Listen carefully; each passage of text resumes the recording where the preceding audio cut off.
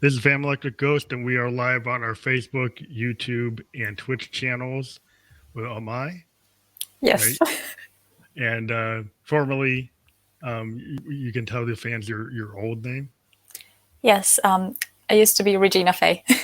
Yeah, now why did you decide to change your name? We never talked to you about that. Yeah, so Umay is actually my actual first name. Oh, Regina wow. Faye was more of a nickname that I really liked, that I went with. But at some point, I felt like going back to Umay it just felt right. So that's a cool thing because that's kind of like John Mellencamp used to be like Johnny, I think Cougar or something. And he actually his real name is John Mellencamp, but everybody said, "Oh, that name is not going to work because that's it's a really long name." But he said, "Well, that's my Mm. real name." So I can get it. Like a lot of artists, is like, well, I want to really be who I am. So Yeah. that's cool. So what we wanted to do is like what we do all the time with this new version of the show is we like to show people and have people listen to your music. So you have a new song that's out, and we're queuing it up right now. Yeah. So this is like the cure for loneliness and the full as like elegy to the rain version. Yes. But like you got the long song titles. Well, I like that. But I'm a progressive guy, so I like listen to these long yes songs that would like be like 20 minutes long and have a really long name. So yeah, so we're gonna play this, and then we're gonna come back and talk to you about your new music and everything that you're doing right now. So let me cue this up and get this ready to go, and then we'll put you on mute, and then we'll come back and talk about it after. Yep.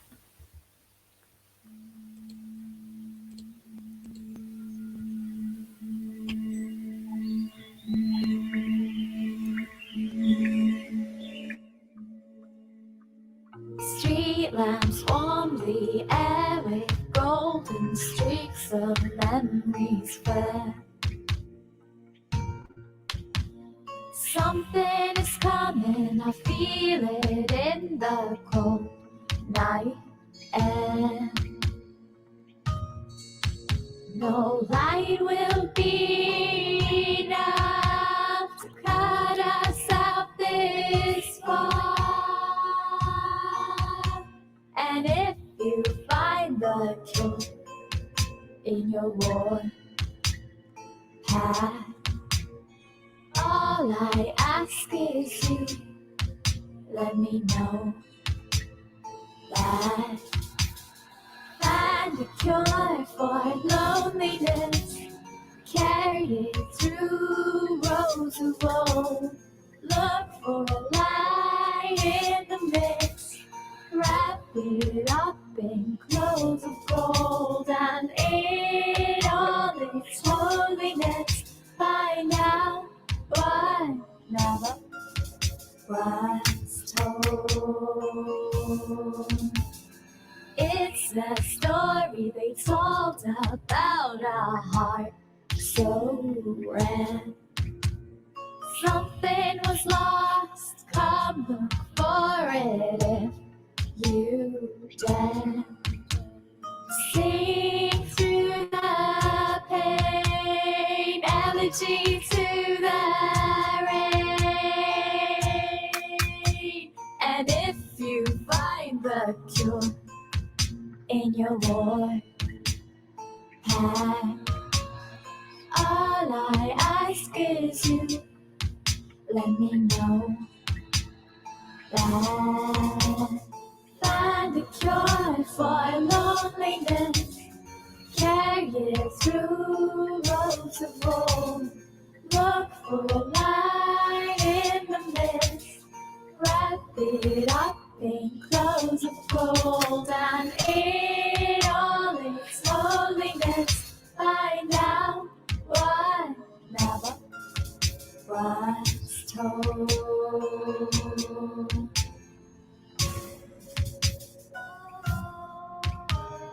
Please hold me for a little while, darling.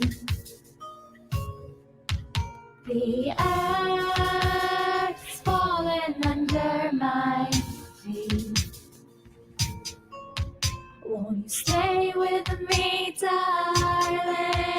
We can live in it be? And all the kings and all the wise men, searching far and wide, couldn't find a way out of their lives. So please just hold me true.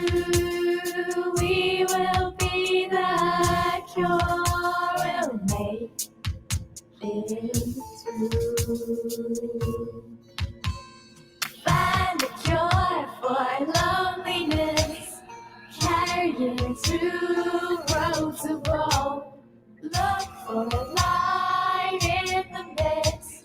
Wrap it up in clothes of gold, and in all its holiness, find out what never was told.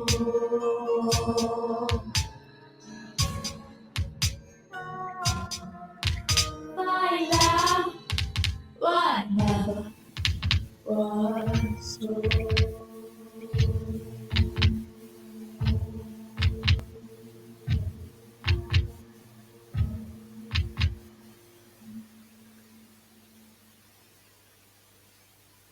So that was the cure for loneliness, and we're coming back. So let me get back to the main view, and we're back. I can hear you, right? You're there. Yeah. Yeah, I did that right. Good. That's always hard. So yeah, that's a really cool lyric video. I thought it was just going to be a lyric video from the description, but you actually had like a full concept. Yeah. And so how did you put that together? Is that all you, or did you work with somebody?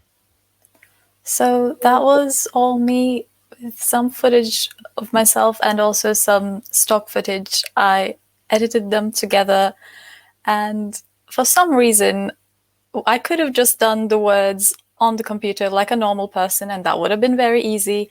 But instead, I decided I was actually going to photograph all those words from books, which took me a very long time. A little bit more than a lyric video. It's like a full video. To me, it's like, that's not a lyric video. That's a full concept video. Because you've got like footage, and the words aren't just like, you actually put I can see you put a lot of work into it. So Yeah, thank you. no, it's pretty cool, because like I see a lot, man, not that people, have lyric videos, but a lot of times it's just, it's just a photo, and then there's like scrolling lyrics, and it's like, okay, well, they didn't put a lot of effort. It's just so I can have something. And it looks like you actually did more than that, a lot more than that, which is cool. So is this a full, like a preview from a bigger piece of work? Yes, so Cure for Loneliness, as well as the previous song, A Town Somewhere, they are both from the same EP that's coming out, and I'm going to be announcing the date for it this week, hopefully. And they're part of this EP called Those Were the Days, so it's all a bit of reminiscing, a bit of nostalgia, and looking at how we remember things, essentially. That's pretty cool. I mean, I like the idea. You always have seemed to work with like kind of like in an old school kind of album oriented, or larger than a single or playlist way, which I like, because like I said, I to a lot of people, I'm a child of the 70s. I used to listen to like full records or 8 tracks when they didn't blow up. But yeah, I like being able to hear an artist's complete thought. And it usually is, you have to listen to an EP or a record to get the complete thought. Yeah. But yeah, it's just I like to do that, and we just came off of the Peg Festival, where you had done like an unplugged performance, which was really cool, and I think all of our fans appreciated that. And so we'd love to do some new things that we're doing, is actually allowing people to perform, because we know there's like, you can't do a lot of venues nowadays. But maybe we'll ask you, do you have any like concerts scheduled for this new work, or are you still kind of in a situation where you can't play live? At the moment, nothing, unfortunately. We're just waiting to see how the world moves on. Wow, so then we have an opportunity. Yeah. because we're actually trying out something like in between the festivals that we do.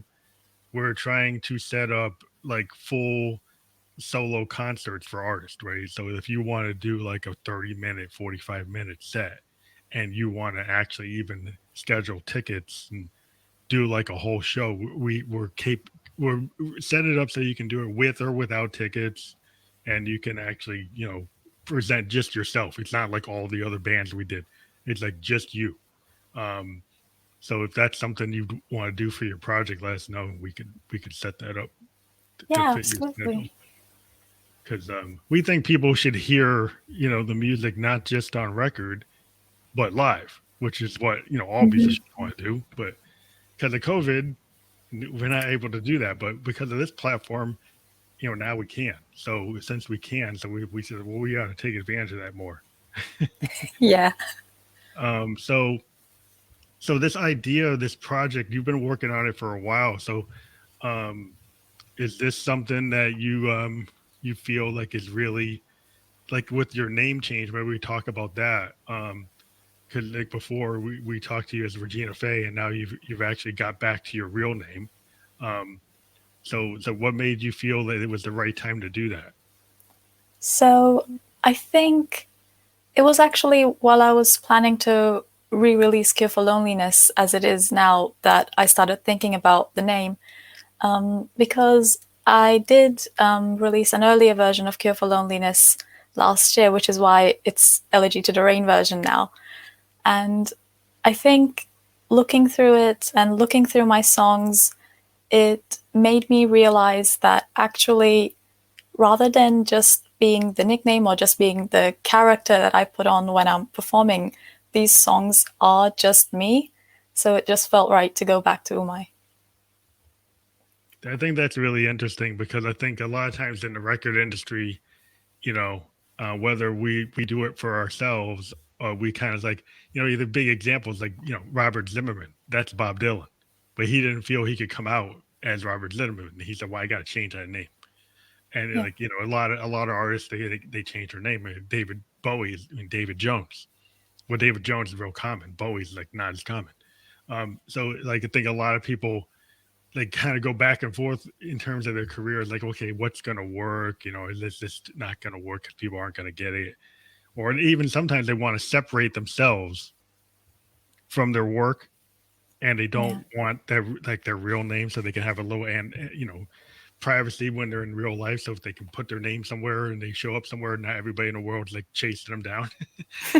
But you know, so it's kind of like I think it's people want to feel. I think you have to feel in yourself when you're ready to do that, Yeah. right? Because like not everybody's in the right spot to figure out like what they want to do. Mm. Yeah, I think me going with Regina Faye was a bit of distancing myself, and also because I just thought my name was very hard to pronounce and weird. But I actually realized I quite like it, so why not use it? Well, I think that's a lot like people like if you're a singer songwriter, you've got your own style, right? That is Yeah. you. So then your name is you too. So it's kind of consistent. Like when you're a singer songwriter, and you're trying to be your authentic self, or you're putting out your spin because you don't want to sound like everybody else on the radio. Then if you've got a name that's like not common, well, that's kind of cool. Because then that's your brand. Like everything is like Yeah. a brand. Now you want, oh, I'm going to commercialize myself, but like it's just it sets you apart because it's not typical. So it's cool to have something that's not typical because then it draws attention. Now, some people can get like scared of that attention or hear, oh, I don't know if I should do that. But I think, I think once you are a singer songwriter and you start to put the ideas out, you're Yeah. already kind of going that way. Yeah. So it's like, okay, well, now I'm ready to go like the full picture. But so how much time have you spent in the new in the like the revisioning of the project? How much work did it take to do that? So I had an earlier version of this project that I was kind of debating releasing about last year, But then I decided not to, and I wanted to revise it and change it a bit. So that's why it's coming in a bit later than I thought it would. And now I think it's been like a few months of going back and forth over the old songs. I've been trying to change, I've been trying out new keys for some of the songs because I think they would just sound cooler that way. And yeah, that has been the work I'm doing now. So is a lot of this stuff been like I guess you actually like they're totally, are they like different variations or variations that you maybe didn't pick and now you like more, or you went back and re-recorded a bunch of things? Because I know like when I do a song, sometimes I'll have like 5 versions, Yeah. or 10 versions, like one with the piano, one with guitar, one with synth, one without synth, one with like a real tribal kind of drums, and one with like more organic or less organic drums. It's like I just keep on, and then I can't. And then once I have so many versions, I'm like, oh, which one do I like? And then I start like putting them out on SoundCloud to see if anybody see what the fans like, and it's like, oh, 1,000 people like this one, so and 10 people like that one. Okay, then I'm gonna be crazy. I'll put the one that 10 people like. Because I'm like, I was like, oh, I like it, so I'll be gonna do that one anyway. But I don't know. It's like how do you kind of do you have people that help you figure out what you're gonna use and what you're not gonna use, or is that like all your decision? It is mostly my decision, yeah. Sometimes my friends will hear earlier versions of them, but at the end of the day, if I didn't like something, I don't really care if someone else liked it. I will take that out. Yeah, I've done that because I had a bunch of people. Hey, yeah, you shouldn't put that one out. I was like, oh, that's the one I'm gonna. Because like oh, because I'm gonna be real obstinate. It's like, why did you put that one out? Like, because you told me that was the one you didn't like. So like, that's the one. That's the. But yeah, I don't know. I think artists are kind of like you're kind of already have an answer. Like a lot of Yeah. times, if you ask somebody which solo should you use, right? I already know which one I'm going to use, but I'm like, I just want to see what somebody says, and then I'm like, Yeah. okay, that's nice. I'm gonna do what I was gonna do anyways. But yeah, I think it's interesting because I mean, like, yeah, as you get more like comfortable, I think with what you want to do as an artist, then you kind of like you. It's almost like, oh, I feel I should ask somebody, but you're really like, okay, well, I'm just trying to be nice Yeah. and have people around me feel like they have input. Like, I think that's what I did with the name change as well, because I was on TikTok and I was thinking about the name change. I made a few videos about it, and at the end of the day, I knew that I was going to change it, but I still wanted what people thought. Yeah, I think like artists are like that. It's like, oh, like I'm gonna ask my fans what if I should play this song anymore, and they all say yeah, and then I say, okay, well, I'm not gonna play. Because my whole thing was I was hoping they were gonna say no, and they didn't. I was like, okay, I was gonna do what I was gonna do anyway. But I think it's really interesting today with the way we can communicate. Like you said, TikTok. I mean, TikTok was something I was kind of like I still don't really know how to use it right, because I see how it's used, and I just have not figured out how to get my brand into it and actually really use it. I mean, I end up using it like I use Instagram, and that's probably not the right thing to do. Because like it's like there's a certain, like, every one of these things has like its own like the ecosystem. Like, so in Yeah. TikTok, there's like what works is this kind of quirky little thing. There's a lot of comedy to it, and then like, well, I don't know if I'm that comedic, so I'm like, I don't know if I'm gonna it's gonna work. So what do you how do you like use it? Have you figured out like different platforms? It's like, oh, I'm gonna have to kind of adapt to what this platform does or what it is. So with me, when I first joined TikTok, I was just the same. I was just there for watching other people's videos and not contributing because it just felt too scary and too complicated. But then I sort of just started posting. I do some lives on there sometimes when I'm just playing my songs acoustically or I'm doing some covers. And I think one of the cool things about TikTok is that it feels a lot more personal when you're interacting with people. Hmm. Oh, And you feel yeah, like the feedback, you get a lot immediate feedback, like you're playing somewhere. yeah, or like it feels more like you're talking to someone rather than being on a stage. Oh yeah, yeah. It's probably like if you're when you're on something like this, it's like it's like a stage, more than that type of feel. I should Yeah, think I never thought about it that way. I maybe I don't think about it that way. You just gave me a new idea.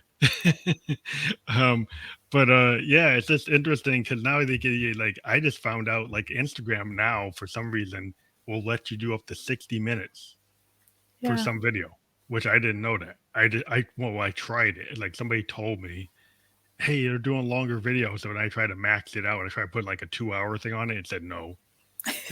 And then I said, well, okay, an hour and a half, no. And then I just said, was that a 60-minute one? It's like, oh, it took it. And then it let me do it. So I'm like, so I was like, oh, that's cool. So I was hoping that they would actually allow me to like put podcast episodes up, but it's not consistent. It's weird. It's like it only lets you do it like Mm, once in a while. It doesn't that's let you do it strange. like every day. Like you can't just keep on putting hour-long things out there. It's like there's like a limit. It will let you do like two, and then it'll say no more. So he gets tired of me. You don't want me putting any more up. But yeah, it's just interesting. Like all the different social media, they keep on having like new features, Yeah, and like Reels seems to be a competitor of like TikTok, trying to do the same thing with the Reel, um, which I've been trying to figure that one out too. yeah. I haven't figured reels out yet. Yeah, because I'm like, it's 30 seconds. What can I do in 30 seconds? It's like I'm trying to like, I'm kind of like a longer form person. I have a hard time with 30 seconds. But let me think of so you said the EP you don't have a target date for it, but it's in the next month or two. Yes. That's cool. And it's gonna be out on like all the platforms that are normally that you put things on. Yep. And I am also working on a few little videos for those as well. Ooh, cool. So have you thought of taking something like that EP and putting out like a cassette or like a CD or vinyl just to test the waters? Have you looked into, or even thumb drives now? People put like USB sticks just so people have a physical version of your work. Yeah, I thought about it, but because I can't really perform live anywhere, I It's don't hard know to how sell. that would work. Yeah, Yeah, it's harder to kind of build a storefront, yeah, because that's the thing is like once you have something like that, then you got to have a store, then you got to have the overhead to justify the store, and we went into that because we now we got these T-shirts, but we went with a place that does it like on demand, so we don't have to have an inventory. So that's one yeah, thing we did is like okay, because there used to be like a couple years ago we did a T-shirt and we had to buy like 100 of them, and then they were just sitting in a box in the house. I'm like, well, that was a good decision. But now you can do like print on demand, and there's some places that would let you do like vinyl on demand and thumb drives on demand. So it's like then it becomes okay. Well, then somebody just buys it as they want it, and you don't yeah, have to have a big supply, which makes it easier to do. So then the fans that want to get it, and you don't have to have a big box of things sitting in the corner that you say, "Oh man, I should have never done that." But yeah, I just think it's like one thing I always get into, like the physical nature of music is, today so many things are virtual or on your phone or on your watch, but you don't have that physical connection that if mm, you pick up a vinyl or you pick up a CD, and sometimes some work it kind of really needs that because like once you start doing something that's got like a story, and then if you could have a lyric sheet, if you could have some artwork, I can see in your work that would be really cool. That to have yeah, like a physical version of it and like open up the liner notes and then see the lyrics and see the pictures. And in the videos, are giving you that. You're giving your fans another way to view your work. You're giving the visual aspect, but I think the connection to actually physically have art in your hands, yeah, I think is really cool, and it is kind of hard today if you can't show up at a venue and then sign it because more people are willing to buy something if you show up at a venue, and then after at a merch table, you sign your stuff, and then people are like, "Oh, I'll buy that because I got it Yeah. signed." So I guess it's harder to do that without knowing you could tour. Yeah. So what are your future plans beyond this project? Are you working on the next one? Yes, I have a few ideas. So I have some songs that I've written after I've got this idea for this project that are not going to be in this EP, but so I'm trying to group them into something that makes sense as a whole. And I also have a few other ideas. There are a few new styles of music that I want to try out, and I'm hoping to just get to everything eventually. It's just so many ideas. Well, so new styles, that's always interesting to me because I think we're living in an age like because you could collaborate with like a DJ and do like an EDM trance song. You could collaborate with a hip hop person and be a feature on their stuff. You could, be singing on a rock band's album, as a feature. So there's so many different ways to kind of get into things. I do a lot of sync licensing, like advertisements. I'll do like background music for ads and stuff like that, or 30-second little here it is because I'm a synthesis, so I can go and do some kind of background that would go into a commercial, and then it's like helps me buy another synth. But yeah, there's a lot of stuff you can do. So have you ever thought of like collaborating, or are some of these things actually projects with other people? So at the moment, they're all just my projects. I think collaborating could be fun, but I haven't really thought about it that much yet, I think. I think it's kind of like you have to find the right artist Yeah. to work with.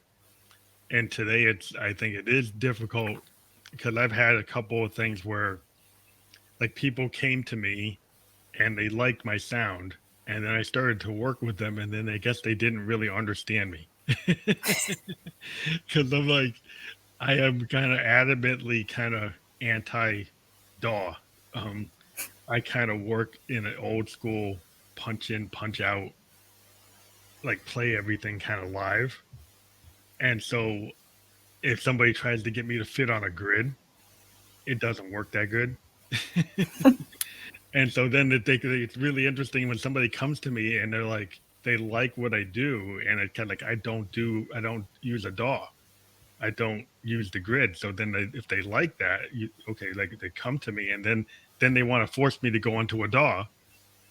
And then I'm like, I don't work that way. So then it's like, okay, I guess you didn't understand what I do. And it's like, I guess it's not gonna work. But like I'll try it.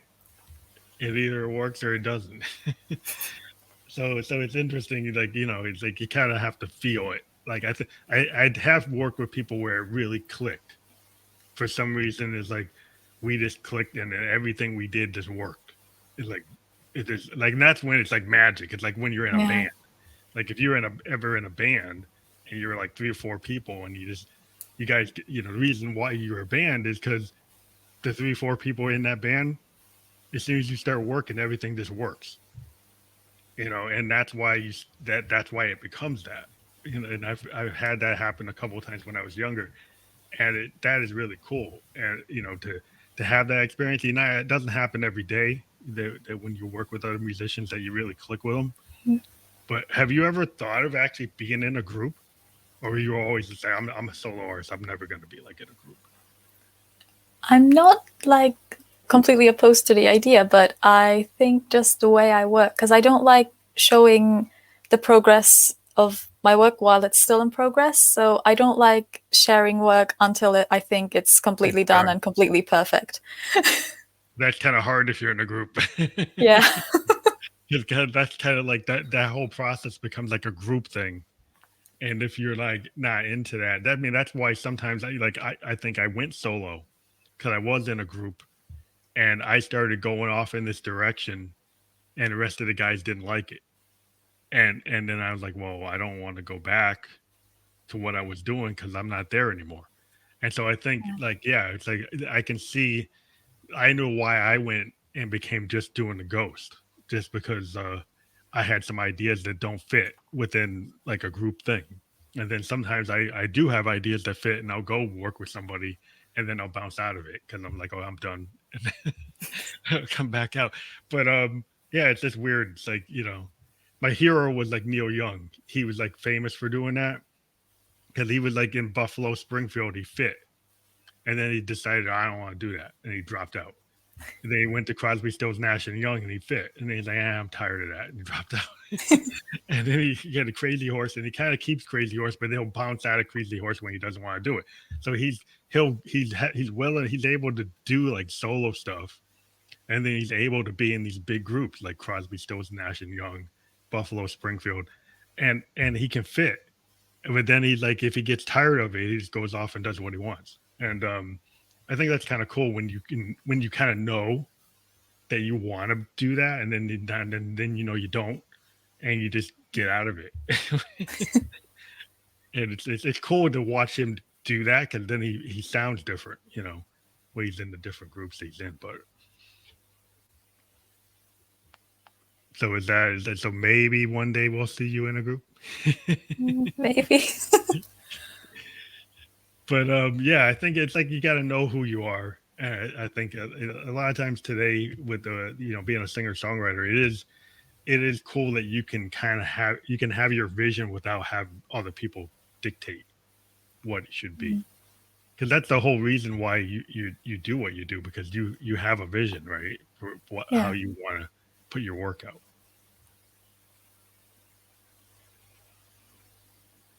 That's your.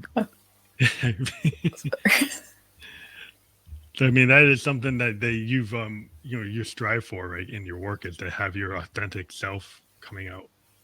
Yeah, I think like even if I'm not writing a song to be like a journal entry, because some of my songs feel more like journal entries, some are more storytelling. Even if I'm not doing that, there's still a part of me in that song. Hmm.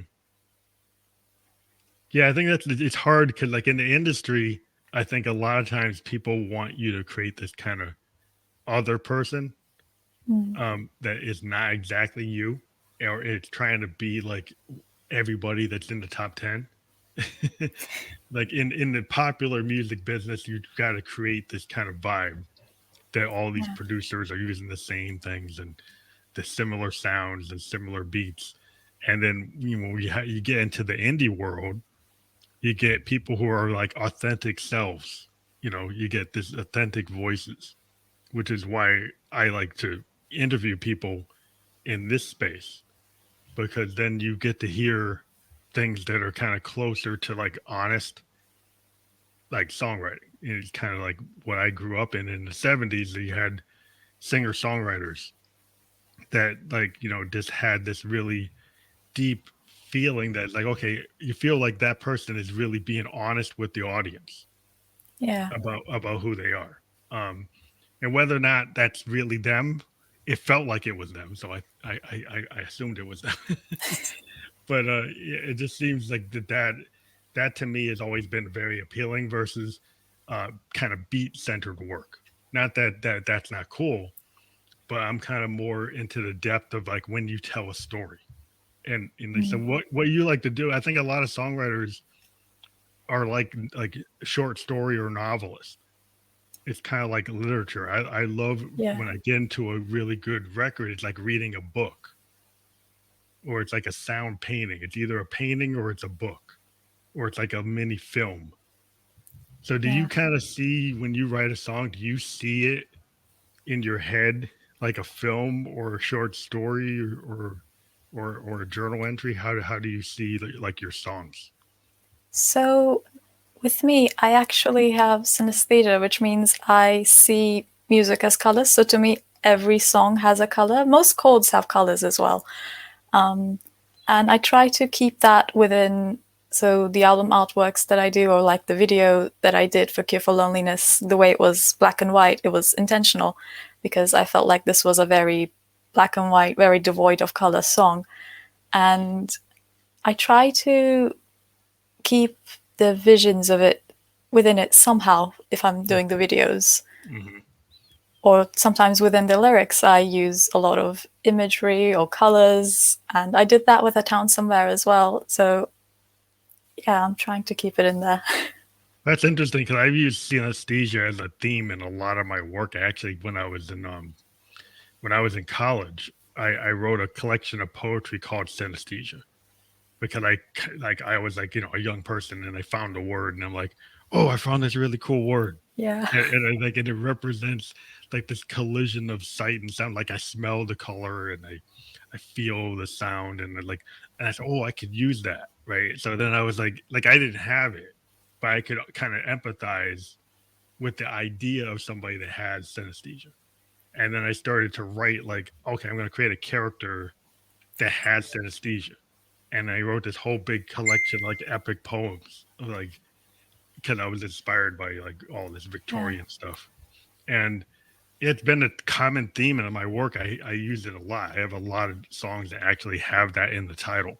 Um, so that's interesting that you mentioned that because it's I think it's a really interesting term that not Yeah. everybody knows what it is or understands what it means. So maybe Yeah. you can talk a little bit more about it so our audience can understand it. Like, because you said you actually have it, so maybe you can talk about it. Yeah. So the thing is, I didn't realize I had it for a long time because I just assumed everyone was like that. And then at some point, I was talking to someone and they were like, no, not everyone is like that. I think creative people are like that. I've talked to a lot of artists that maybe didn't realize that they actually are affected by it. Maybe different degrees. But I've talked to Mm, like painters that feel like they're affected by it, and actors that feel like they're affected by it, and musicians. So it seems like everybody I've ever talked to that talked about it was an artist in some way. I yeah. never saw a banker or a lawyer ever talk about it. I've always been like a creative person because if I talk to a banker about it, they're like, "What?" But if I talk to like an artist, they're like, "Oh yeah, yeah, I understand what you're saying." So it's more of an understanding if you tend to be in the arts that you can kind of Yeah. put your head around it, and then like, "Oh, I can see that. Oh, maybe actually I do have a degree of that." Um, I mean, some people have it more than other people. Where they have like a full synesthesia. That's like all the time that they feel like that's happening.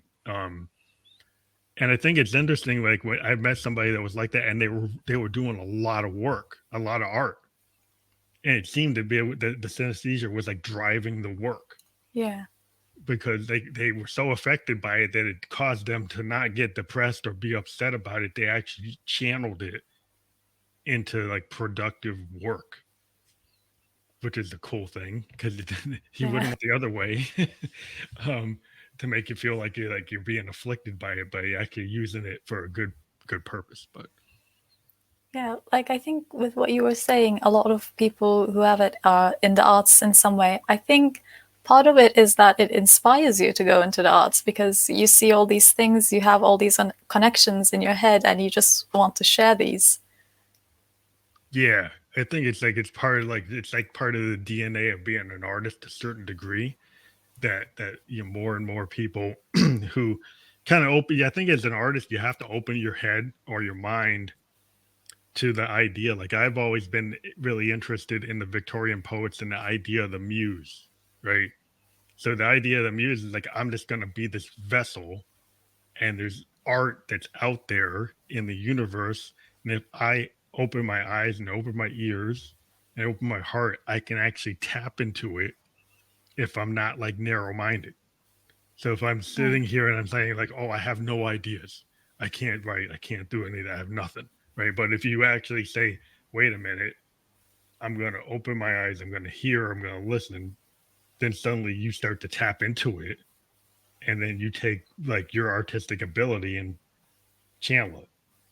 And I yeah, think that's like an artist is able to be able to turn that on or maybe not turn it off, um, and use it.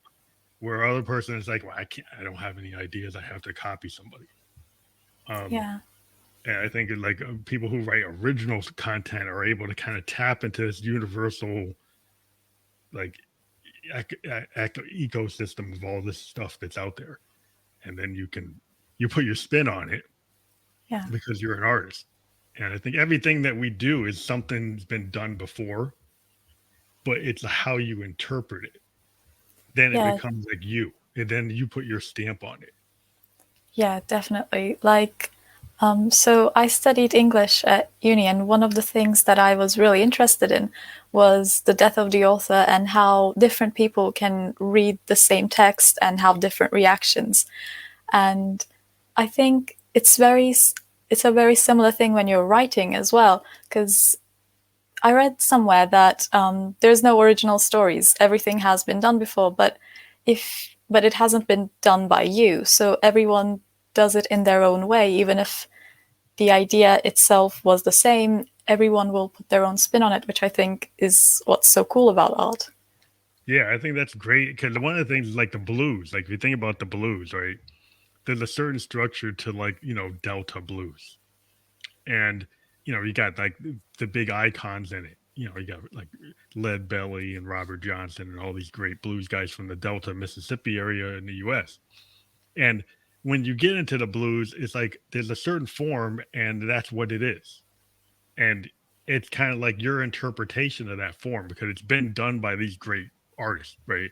And there's only so many ways you're going to talk about the crossroads because it's been done over and over and over again.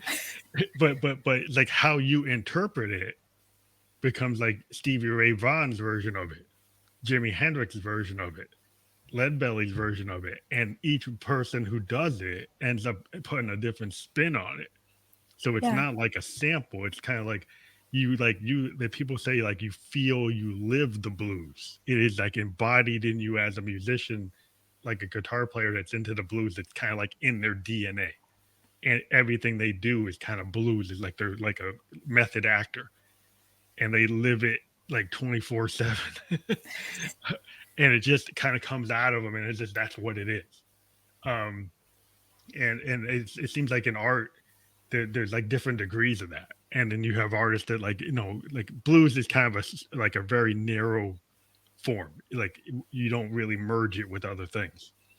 But like in other types of music, like alternative, indie, experimental, you could take multiple genres and mix them, Yeah. and you're not just straight blues. You're actually taking pieces of other things and then putting them together. And I think it's cool when you can actually you know take a little bit of everything you hear, and then you're like, wow, I was like, I just took some stuff from the Beatles and then stuff from the Yes and then stuff from Pink Floyd and then something from Kurt Cobain, and then I made something new. you know Yeah. It's like a collage in your mind of all the things that you like about all these different little things, and then they just make up you. yeah, that's what I think. It's interesting once you have like certain music, when you start to have more layers to it, when you start to introduce multi-tracking and you start putting in like keyboards and strings and orchestral instruments, then you have the ability to bring in other colors. Yeah. Then if you stay true to a form, like in EDM, it's like, are you going to have the drop? You're going to have the structure. You're going to have the beat. It's going to be like boom, trance, trap. There's certain things, forms like they get kind of stuck in the form, and you could throw some like cool thing. You could take like some like Arabic melody and throw it in, and that might be different. You could take like some like Central American theme and throw it in, or so you could take something, you could take a Native American chant and put it in, and so then that becomes a little bit different because then it's like, okay, I took this form, but then I grabbed something esoteric that nobody else did, and then suddenly I made it my own. Um, and that's why I always kind of as a producer, I like to challenge people. It's like, why don't you take something you don't think fits and try to make it fit? Yeah. Take something you like and you never really thought about it, and like take that and put that into the song, and like, oh, what do you mean? Like, we'll go and just take a field recording of somebody saying something that and then throw that in, and then that makes it different. It makes it you. You know, you like that. You like that. What that sounds like. You put it in. You change it instead of just trying to clone everything that's already been done. You take some things that are cloned and then you so people can be familiar. I think that's Yeah. the key in music. Like you have some things that are familiar, so people can understand the beat or they understand the melody, and then you try to throw some unfamiliar things in to make it more unique. Yeah. Like when I was redoing Cure for Loneliness, one thing that I actually changed is in the beginning, where it starts with the sound of rain and the sound of streets. And I didn't even think about it when I was first writing it, but it was, of course, in my mind because this was a song that, at the end of the day, reminds me of rain. And so what I did was I actually wanted to give that exact same feeling that I had when I'm hearing the song, when I'm writing the song, and put it literally into the song through the use of the soundscape. Yeah, that's what I'm saying. I think that's really cool because I mean, Pink Floyd was one of my favorite bands. Is they used to do field recordings all the time Yeah. to the extent where they would go and actually get actors or find people to actually have conversations and give them scripts of what they want those conversations to be and record them and then insert them into the song. And then they would actually even go out and do field recordings out in the woods and on the street and the subway and just like, take the sound the people dropping change and people doing breaking something. It just adds to the kind of this kind of progressive rock nature or what people used to call art rock. But I think like all music can have that. It doesn't have to be Yeah. progressive. You can take that, you can put that into a hip hop song, you could put it into an EDM song, you can put it into a country song. It's not totally tied to a genre. It's just a matter of like, as a producer writer, you decide that you want to have more color Yeah. in your mix. You want to add things to it, and I think it's just your choices that you make, and you have so many choices as an artist that you can go back to your recordings. Like you went back into something and it's like, oh, I can look at this a little different. I Yeah. can I can add some different variations in here and add my palette, add to my what I'm gonna do.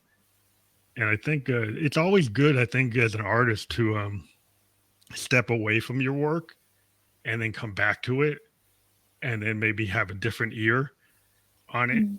Especially when you're like, if you're like a person that like that is your work is kind of really good. Like I'm a programmer, and a lot of times when I'm coding, they tell us like you do it for like 10 hours straight, and then you say stop, and then I don't look at it for like 2 days. Yeah.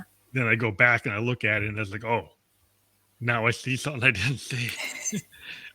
And the same things like with your music or art. You could do a painting and then you step away because you like when you're in it, you're so in it that you can't see anything but what Yeah, you've been exactly. focused on, and then you got to walk away from it to kind of have that second set of eyes, which is actually your own. Especially Yeah. when you're like your own producer, it's kind of like necessary to step away so you can actually have a better gauge of what you did. Yeah. Like you talked about programming, and to me, so when I was at uni and we were writing essays, one of the things that we would have to do would be set down the essay for a bit, come back later, and then read it over because sometimes you will think you explained something because in that moment it made sense to you, but in reality it didn't. And I think that's a similar way actually with music and art as well, because in that moment, yes, it all makes sense to you because you're in it, but then when you actually step away from it and then come back to it, you realize that actually no, it wasn't that obvious what you just did, and maybe you should add something or change something. Yeah, I think that's when especially when if you're not using a producer, then it's like necessary to be kind of self-critical and give yourself like this methodology, and Yeah. it's a method to actually make your eyes a second set of eyes by stepping away from it and giving yourself. And so when you come back, it's almost like you're another person because like when you're in the moment, it's like typical anything. You get so caught up into it. And I can say like as a keyboardist, if I get caught up in an arrangement and I'm like so concentrating on my left and right hand and concentrating on what I want it to be that I really can't really hear what I'm doing other than like I'm so concentrated on trying to create it Yeah. that I gotta walk away from it and then come back and say, well, should I use the minor seventh here or diminished? Or should I go back and change? But when I'm in the middle of it, I'm like, well, that's what I'm doing. When I come back to it, I'm like, oh, I could change this. I don't have to do it that way. I could do it this way. And it's kind of like a producer, I think, does that in real time. So like if you're in a studio and you're doing that, they'll do it like right there. They're like, it's like, okay, I'm doing it. Hey, why don't you run that in D? Like, why don't you take that into a diminished? Why don't you do this as a fifth? Why don't you do that? And they're the ones who kind of suddenly say, they pop the idea in your head and they try to get it in your head while you're doing it. And some people either like that or they don't like it or like, no. So there's some people that kind of need a producer. I've actually been with artists that like, if they don't have that person pushing them, then the work only gets so far. That there's certain artists that kind of need another person to kind of push that to get the best work out of them.